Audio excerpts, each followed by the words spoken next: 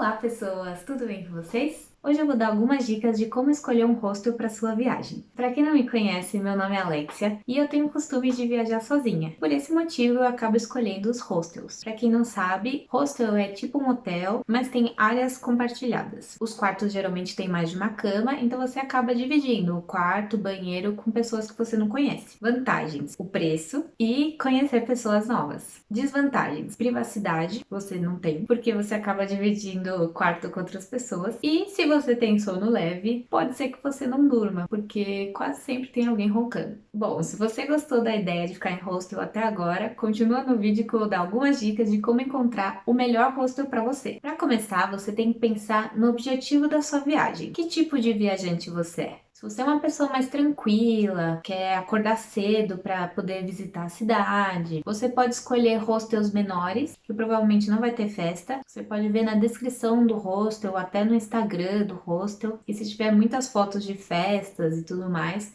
pode ser que esse hostel não seja tão tranquilo assim. Se você é uma pessoa da noite, quer ir para balada, para bar, você procura onde que fica a localização dos bares, você vê se o hostel tem áreas em comum e se eles promovem atividades de bebida, de convivência, para você conhecer pessoas novas e poder sair com elas. Muitos hostels promovem jantares, festas, pub crawls, então você acaba conhecendo gente e acaba saindo à noite. Agora, se você quer ir com um boy, com a namorada, com o namorado, tem alguns hostels que tem quarto individual, mas aí você tem que ver se vale mais o conforto de um hotel que tem café da manhã e tudo mais, ou então se vocês preferem a energia do hostel, de conhecer pessoas novas, de falar com pessoas de outros países, aí vai de vocês, né? Pensado nisso, no que você quer para sua viagem, vai no Google Maps e pesquisa onde estão os pontos turísticos principais, onde que ficam os bares, as baladas, e vê também se tem o transporte público lá perto, se você for utilizar.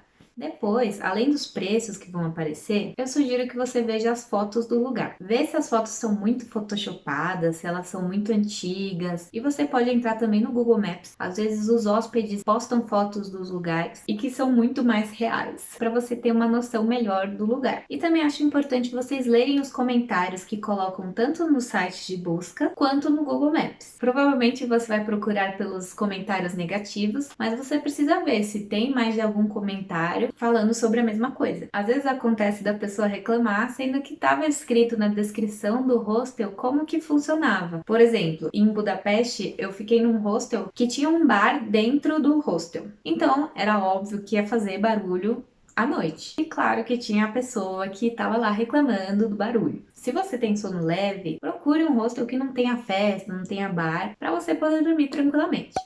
É legal ver também qual que é o tamanho do quarto, porque às vezes tem 10 camas em um quarto que é minúsculo, então não tem nem onde você colocar suas malas, suas coisas, então fica uma bagunça o quarto e você nem consegue andar direito nele.